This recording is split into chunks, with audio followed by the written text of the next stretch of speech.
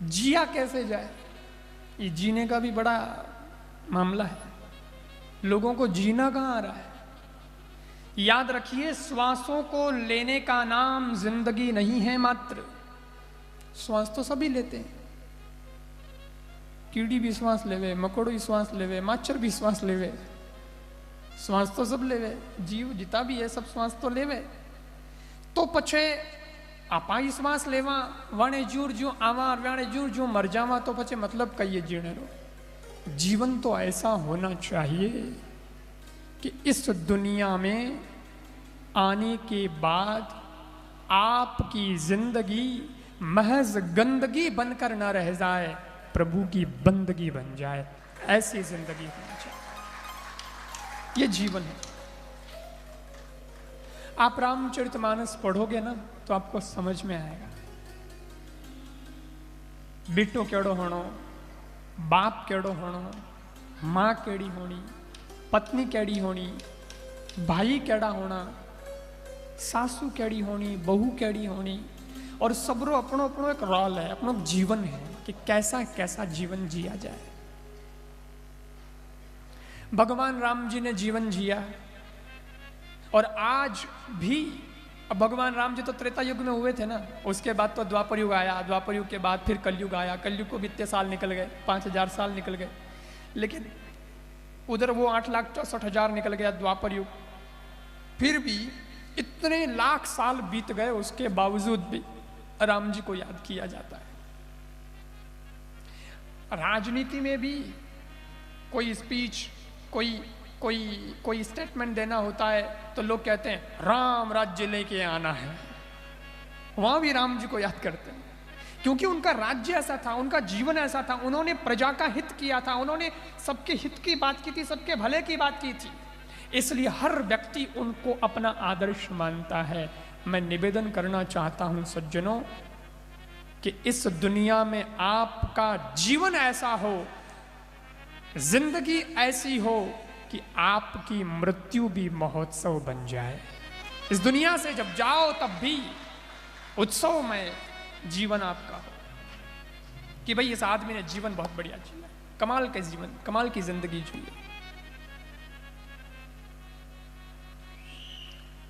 देखो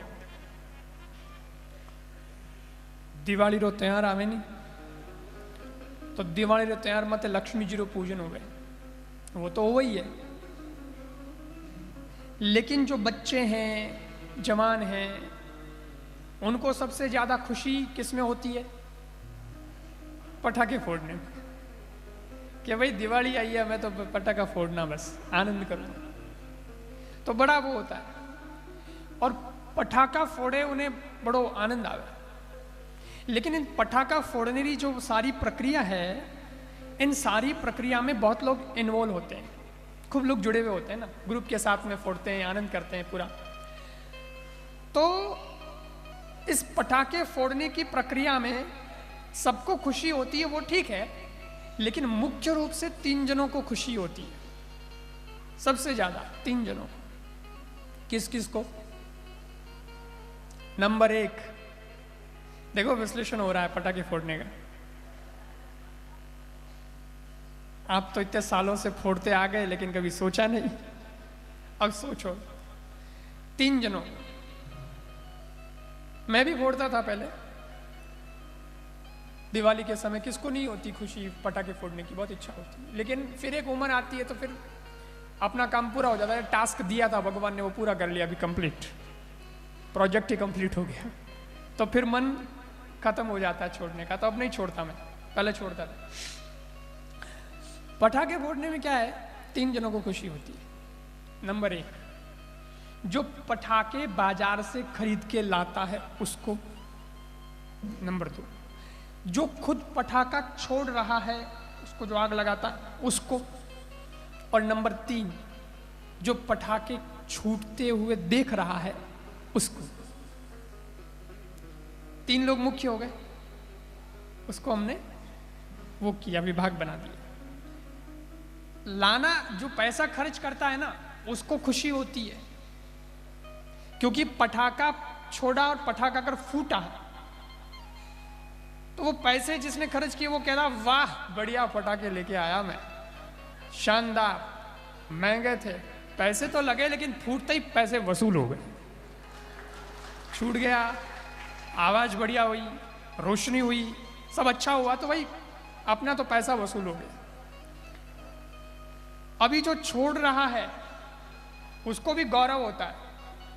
वो पया वालों के देख मैं लाए जो छोड़ियो, तो वो कहे मैं छोड़ियो जो छूटियो, छोड़ने भी तो कला है भाई, तो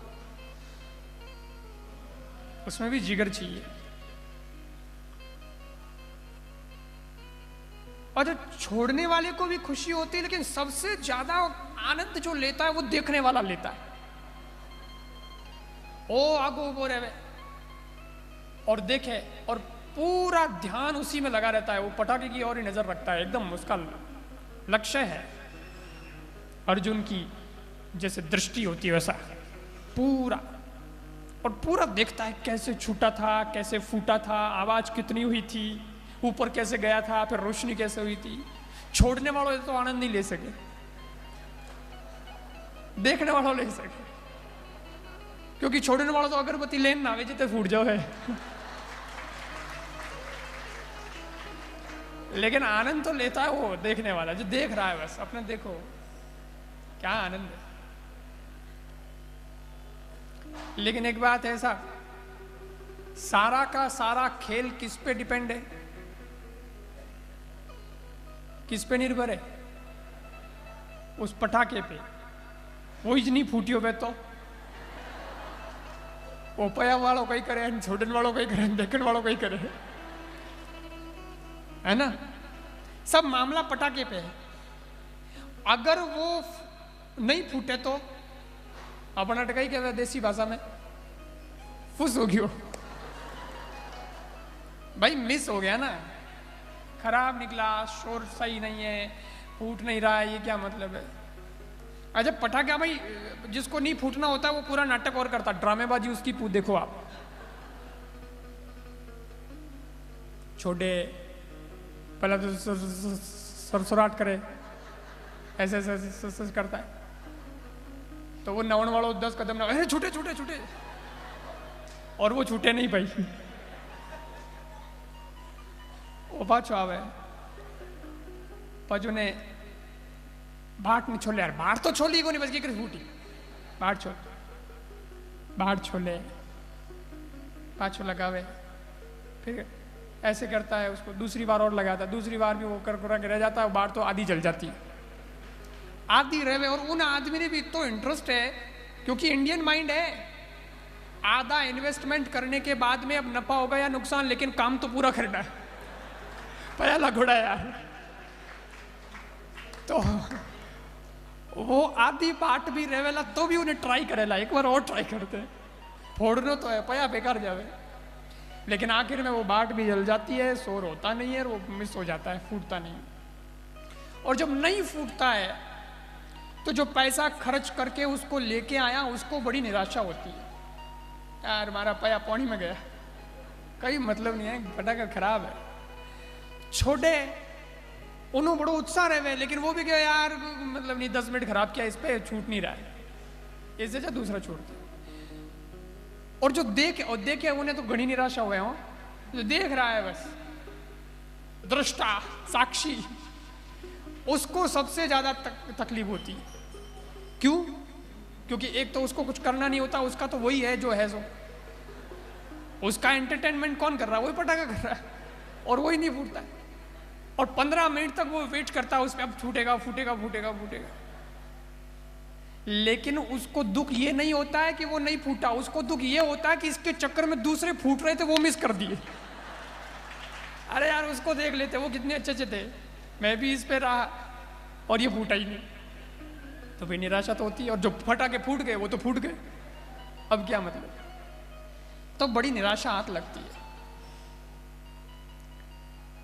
पटाखा नहीं फूटता है तो बहुत निराशा होती है, लेकिन वही पटाखा फूट जाता है तो खुशी भीतर समाती नहीं है, आनंद आ जाता है, दीपावली मनाने का पूरा मकसद पूरा हो जाता है। ठीक वैसे ही याद रखिएगा सज्जनों, हम भी इस दुनिया में भगवान के भेजे हुए पटाखे हैं।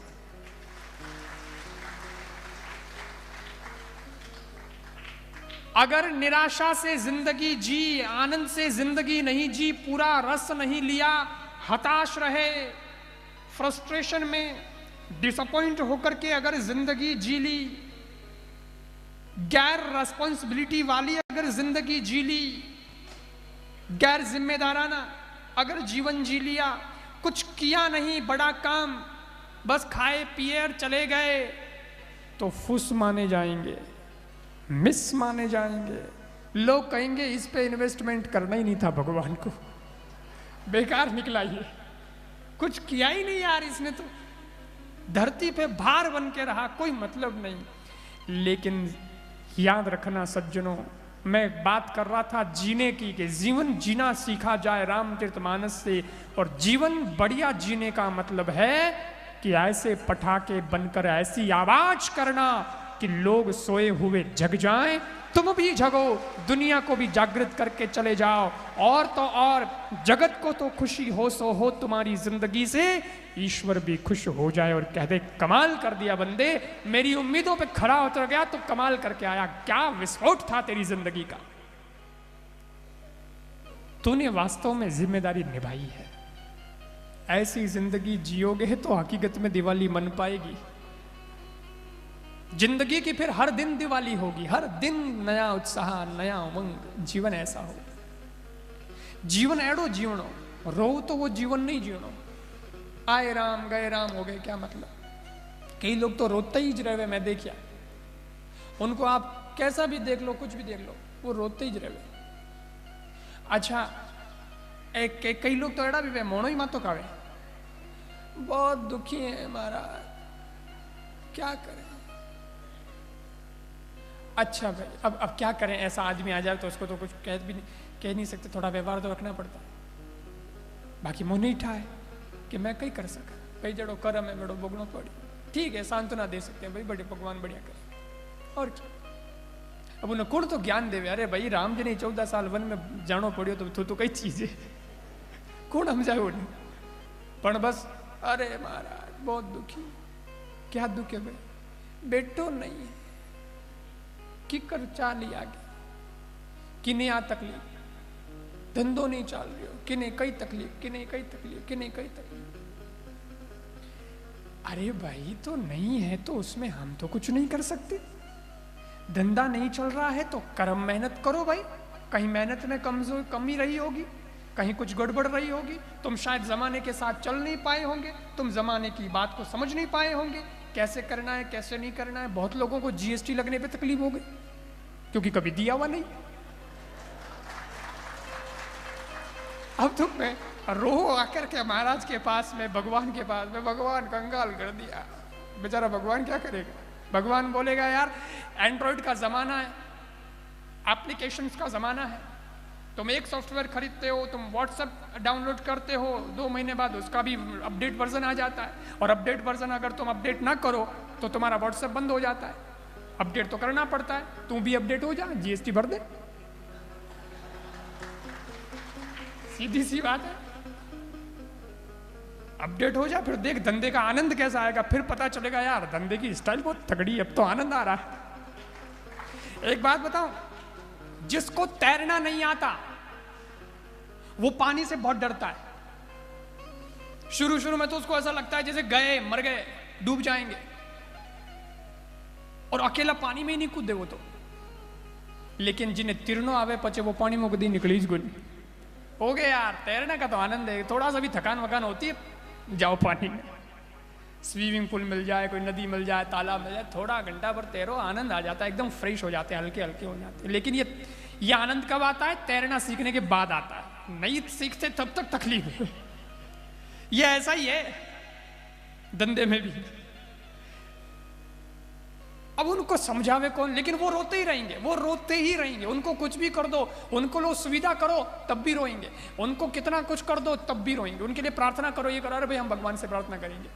वो आपने ठाए अपने मारवाड़ में टेम्पोडो टैक्सी वेनी उन्हें लारे लिखियोड़ो वे आ तो यूं ही 40 मोने जोधपुर में तो कई जगह लिखियोड़ो मैं देखियो, जोधपुरी भाषा में लिखियोड़ो है, लिखियोड़ो है। कोई क्या लिखता है, कोई क्या लिखता है, कोई क्या लिखता है, तो सबका अपना अपना होता है। वो तो कोई ट्रक के पीछे लिखते नहीं हो, सोच कर सोचो साथ क्या जाएगा।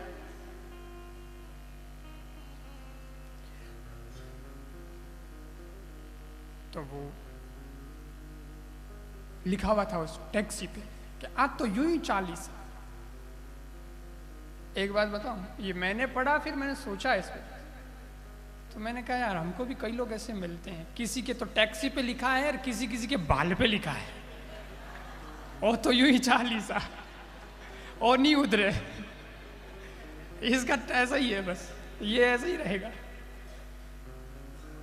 तो किसी की जिंदगी का कोई आनंद ही नहीं है, कोई मस्ती नहीं है। अरे बदलो यार, लाइफ स्टाइल बदलो जिंदगी की, थोड़ा आनंद लो ना, उत्साह से लो। क्या रोते रोते जिंदगी, रोते रोते जन्म लेना इतने दुख की बात नहीं है।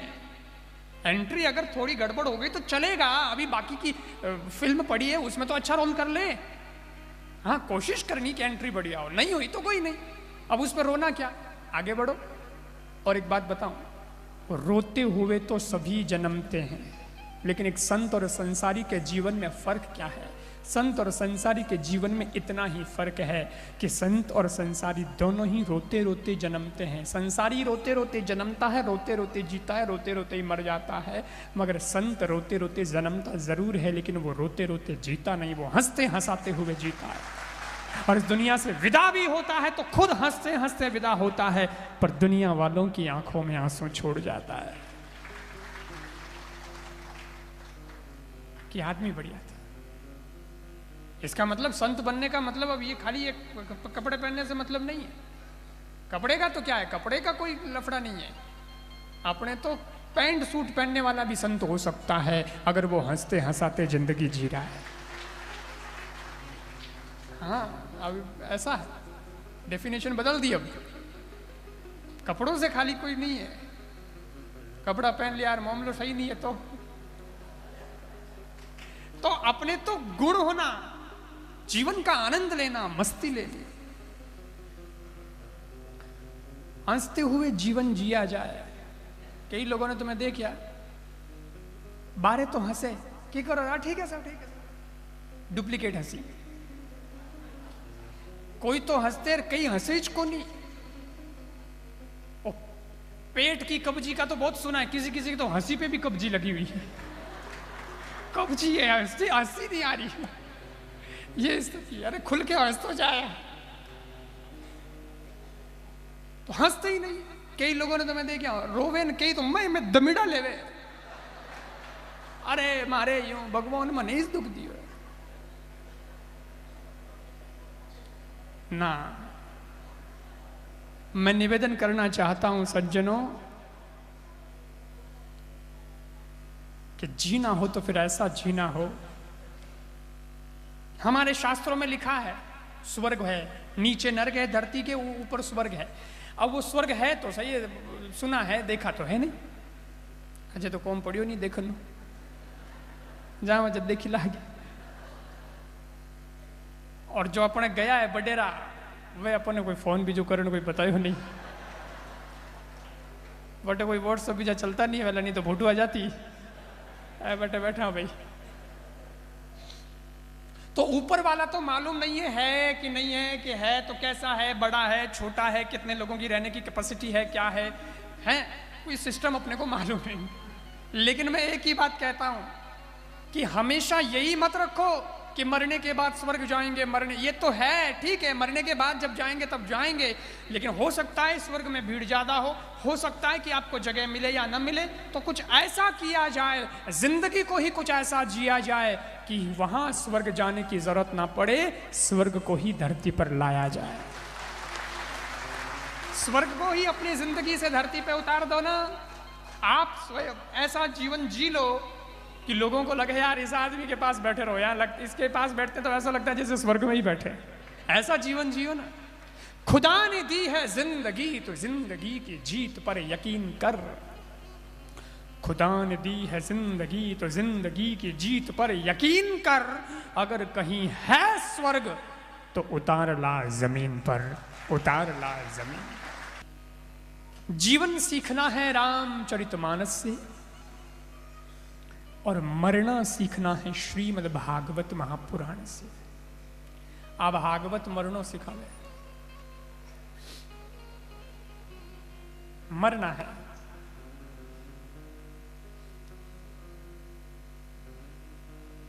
कई जगह मैं आप बात कहूं नहीं कि भाई या तो भागवतरी कथा हो रही है तो भागवत कथा तो मरणो सिखावे, इन वास्ते हमें अटे 7 दिन मरनेरी क्लास लागेला।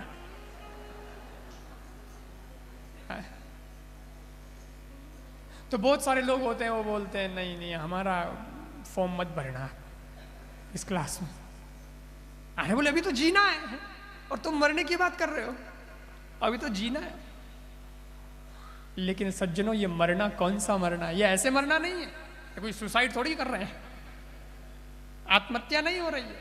मरने का मतलब क्या है? मरने का मतलब बहुत प्यारा अर्थ है। मरो तो ऐसे मरो कि फिर मां के गर्भ में दोबारा आना ही ना पड़े। पुनरपि जननम पुनरपि मरणम पुनरपि जननी जठरे शयनम ये संसारे खलु दुस्तारे कृपया पाहे पाहि मुरारे भज गोविंदम भज गोविंदम भज गोविंदम मूढ़मते। वापस नहीं आना। परीक्षित जी ने भागवत सुनी थी मरने से पहले, फिर वो मरे तो मरे तो ऐसे मरे कि फिर उनको मां के गर्भ में आना नहीं पड़ा, दोबारा आना ही नहीं। जन्म मरण से छुटकारा मिल जाए। और खाली जन्म मरण से ही नहीं, एक बाबा जी थे बहुत अच्छे, बहुत भजनानंदी बाबा, खूब सत्संग करता, प्रवचन करता और आपरे बहुत साधना भी करता। तो एक समय आयो तो पचे वे प्रवचन वगैरह तो बंद कर दियो वे कि अब भाई हमारे उम्र हमें नहीं करना, हमारे प्रवचन शिष्य वगैरह अब तैयार हैं, सब करते हैं तो अच्छा है, अब हम तो बस भजन ही करना है, ज़्यादा हमारे शिष्य हैं वो करते हैं। तो महाराज तो करते नहीं थे। काफी साल हो गया, एक बार महाराज जी थोड़ा बीमार होया, बीमार होया तो बिल्कुल ऐसी स्थिति आ गई कि अब तो चला चली का मेला है, तो जाने वाले भाई कोई भरोसा नहीं, कभी भी टिकट कट सकता है। तो फिर सब उनके जो फॉलोअर्स थे वो सब इकट्ठे हुए, उनके शिष्य वगैरह भी आए, खूब भगत थे, उनको मानते थे, वो सब भी आए, बड़ी भीड़ हुई आश्रम में। और सब लोग निवेदन करियो बाबा जी आप तो बोलना बंद कर दियो, प्रवचन देना बंद कर दियो, परंतु हमारी अंतिम इच्छा है कि अब जाते जाते 2 शब्द ही सही पर बोल जाओ, कुछ तो सुना जाओ, हम सुनना चाहते हैं। बहुत कहा, 2 शब्द, सिर्फ 2 शब्द ही बोल जाओ, बस ज्यादा नहीं, हमारे लिए 2 शब्द ही बहुत होंगे। पर आपके अमृत वचन कहां पड़े? अब घणो कहो तो संत एकदम तैयार हो गए, ठीक 2 शब्द बोल जाओ, बस 2 शब्द बोले, 2 ही बोलूंगा। और महाराज जी सिर्फ 2 शब्द बोले, जोर से बोले, जाते जाते बोले मर जाओ, वो गए। और महाराज तो गए और वह गया परा, पर 2 ही शब्द बोलने थे तो 2 शब्द बोले। एक शब्द था मर, दूसरा शब्द था जाओ, मर जाओ, मर जाओ। अब जो भगत थे वो बेचारे सोचने लग गए, उस पे विश्लेषण करना शुरू कर दिया, इस मर जाओगा, ये मर जाओ। अरे हमने तो सोचा बाबा जी कोई आशीर्वाद देंगे, कोई ज्ञान की बात बताएंगे, कुछ कहेंगे प्रेम से, कोई ये क्या बोला उन्होंने, मरते मरते मर जाओ, खुद भी मरे, हमको भी बोला मर जाओ। अरे ये उनका संदेश है कि उपदेश है कि श्राप है कि वरदान है, ये क्या है समझ नहीं आया। कोई तो भाई अब संतोरी बात में कौन समझ सके, कोई हरेक थोड़ी समझ सके। कई चेला एड़ा जो बिल्कुल नॉर्मल वे कि समझिया नहीं, तो वे कहे बाबा जी का आदेश, तो बाबा जी का आदेश ये ना तो संदेश है ना उपदेश है ना अब कुछ, ये तो आदेश है। तो संत का आदेश सर्वोपरि, लाओ रस्सी लाओ पंखा लाओ, बस तैयारी करो। गुरु गए अपन भी, वो तो तैयारी कर ली, अरे अलग खत्म। अरे यार ये काय को आत्महत्या काय को करता, शास्त्र में लिखा आत्महत्या करना अपराध, अरे बोले गुरु का आदेश है। अब उन्हें कौन समझावे, अरे भाई रुक, जल्दी मत कर दो, रुक जा। पहले अच्छा कोई शिष्य है उसको पूछो, गुरु जी के बाद में जो हैं मेन ज्ञानी उनको पूछो, हो सकता है वो गुरु के बहुत नजदीक रहे तो गुरु की बात को वो समझ सकते हैं, उनको पूछो इस मर जाओ का क्या अर्थ है। तो किसी ने कहा यार पता नहीं अपने को, तो उनसे जाके पूछते, वो जो बड़े शिष्य थे उनको बुलाए, बोले गुरु जी ने ये क्या बोला मर जाओ। तो वो बड़े समझदार थे, बड़े ज्ञानी विद्वान पुरुष, गुरु की एक एक बात को समझने वाले, वो तो गुरु को पी गया था, ऐसा शिष्य था, गुरु का एक इशारे में समझता था कि मेरे गुरु ने मेरे को क्या कहा, अब मेरे गुरु के, ऐसा पूरा एकदम एक रस, दो शरीर एक आत्मा वाली बात। तो वो शिष्य थे, उन्होंने गुरु की उस बात का विश्लेषण करके वापस उसका अर्थ बताया। अर्थ क्या बताया? उन्होंने कहा मर जाओ का अर्थ शरीर से मरना नहीं, मर जाने का अर्थ था अपने मैं को मार दो। ये अभिमान गड़बड़ कर रहा है, मैं को मार दो, मैं ये करता हूं, मैं ये करता हूं, मैं ये करता हूं। आज मेरी आई तो मोटी खराब आदत है, सुबह से उठते ही शुरू होगा, रट लगाएगा मैं की रट। मैं ना होता तो तुमको जन्म कौन देता, मैं ना होता तो तुम बच्चों को पढ़ाता कौन, मैं ना होता तो तुमको खिलाता कौन, मैं ना होता तो व्यापार सेट कौन करता, मैं ना होता तो समाज में नाम कौन करता, मैं ना होता तो ये कौन करता, मैं ना होता वो मैं बकरी करे जू। तो कोई समझदार संत आया, उसने कहा ये बंद कर तू, मैं क्या लगा रखा है पता है?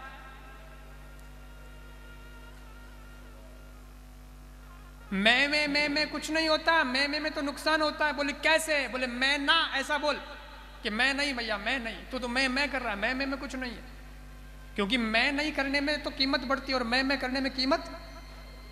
मैना ने मैं ना कहा तो मोल भयो 10-20।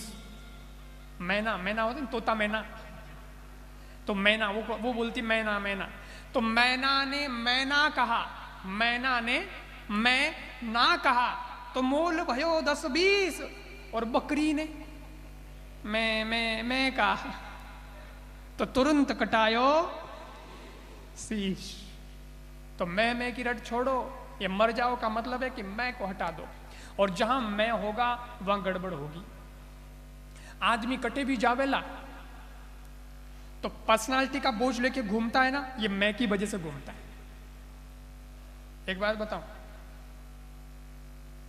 कोई आदमी अगर खुदरो कोई नहीं रखे घमंड, अपना क्या है कुछ नहीं, सिंपल, तो उस आदमी को कहीं जाने में परेशानी नहीं, कोई कुछ कह दे तो परेशानी नहीं, क्योंकि मैं नाम की तो उसको कोई चीज है नहीं।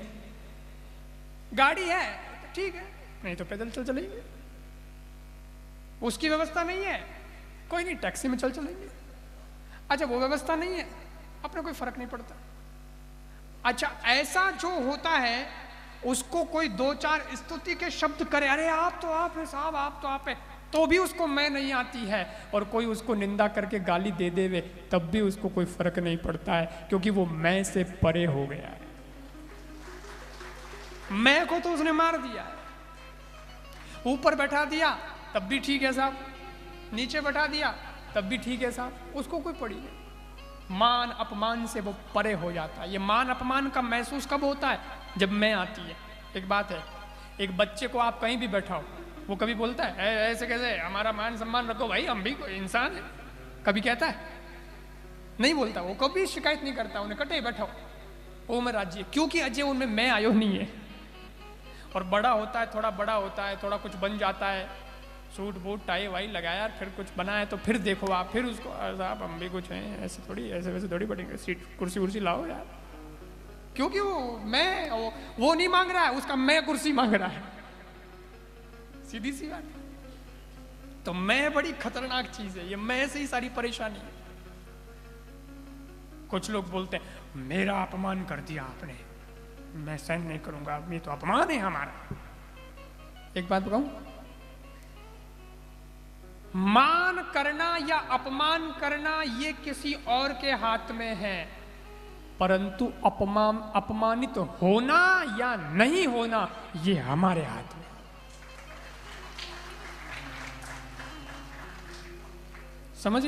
समझ आई बात? कोई गाली दे दी तो वो तो गाली दे दी, वो उन्हों काम, लेकिन उन गाली रो अपने माते असर वेला कि नहीं वेला वो अपनों को। वो मैं देखूंगा भाई, तेरे तेरा काम कर दिया, अभी सोचूंगा। क्या फर्क पड़ता है, अगर ले उसको सीरियसली तो गाली का असर हो जाएगा, और मत लो, लेट को यार, बोलते रहते हैं, खूब बोलते हैं, अपने क्या करना, तो कोई असर नहीं होगा। वो भली 100 गाली देवे तो कोई फर्क पड़े, वो भले ही देवे, वो आप काम करे, आप अपनो काम करो।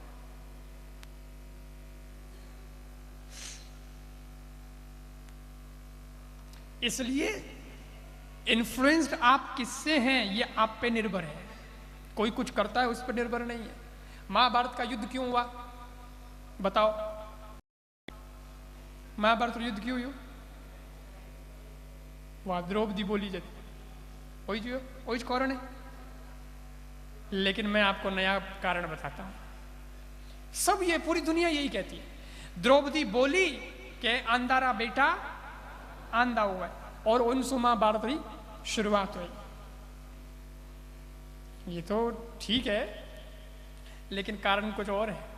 अगर सोचो तो ये तो चिंतन की बात है, अगर मंथन करो तो ये कारण नहीं है। अरे द्रौपदी ने तो बोल दिया, द्रौपदी नहीं बोलती तो कोई और बोलती, यार उसमें क्या, वो तो द्रौपदी थी तो द्रौपदी बोली, द्रौपदी नहीं होती तो कोई और होती तो वो बोलती, या कोई और होता तो वो बोलता, क्या फर्क पड़ता। उसने तो कह दिया कि अंधारा बेटा आंधा हुआ है, परंतु उससे दुर्योधन को युद्ध करने की जरूरत पड़ी, दुर्योधन को गुस्सा करने की जरूरत क्या थी? दुर्योधन सोच लेता, उससे प्रभावित होने की उसको क्या जरूरत थी? दुर्योधन तो सोच सकता था, उसको तो दिमाग था कि अंधे का बेटा अंधा होता, ये द्रौपदी ने कहा है, लेकिन मैं देखूं तो सही कांच में कि मेरी आंखें हैं ना, बराबर आंखें हैं, क्योंकि आंखें किसकी फूटी थी? धृतराष्ट्र की। दुर्योधन की तो आंखें थी, वो अंधा थोड़ी था। तो जब धृतराष्ट्र अंधा था और दुर्योधन अंधा नहीं था, तो दुर्योधन ये सोच सकता था द्रौपदी कई आ बात झूठी है, मारे तो वहां क्या है, बढ़न दो, आके उती रहे, अपन अपनो कौम करनो है, तो शायद महाभारत से बचा जा सकता था। पर दुर्योधन का अपने आप पे कंट्रोल नहीं था, इसलिए महाभारत हुआ। उसकी मैं आ गई थी, अब बताता हूं मैं कैसे, हमको ये कैसे कह दिया, अब मैं इसलिए डूबी, नहीं तो युद्ध टाल सकता हो दुर्योधन, और सोच सकता हो कि कई फर्क पड़े, कह दियो तो कह दियो। हाँ, अंधे का बेटा अगर अंधा है तो एक अलग बात थी, लेकिन वो तो दुर्योधन तो था ही नहीं अंधा, उसको तो आंखें बराबर थी, पर उसने सोच लिया ऐसा कि उसने ऐसा कह दिया, तो अब देखो क्या होता है। फिर युद्ध हुआ। तो इसका मतलब ये मैं है तब तक युद्ध है, और याद रखिएगा मैं है तो युद्ध है, और मैं जिस दिन हो गया उस दिन बोध है, उस दिन बोध हो जाएगा कि अब किसी प्रकार की कोई युद्ध की आवश्यकता नहीं है, हम तो आनंद से जिंदगी जी सकते हैं, आनंद से जिंदगी